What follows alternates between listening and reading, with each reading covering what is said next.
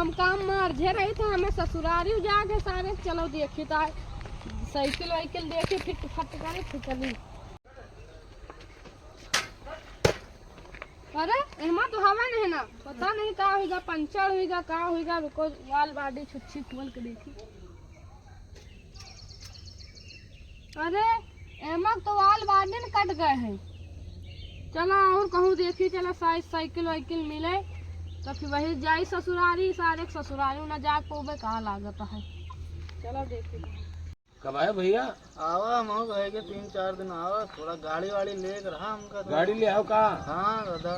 चलो कोनो गाड़ी वाली हो कि जो यूरेज बढ़ जाती है। हाँ तो दादा वही सोचे ना, स्प्लेंडर ले ली दादा। हाँ, कम खर्चा में और ज्यादा सफर करे। हाँ, एक चीज हमारा नियम ये रहा भैया कि हम गाड़ी तो नहीं लेना, साइकिलें लेना है।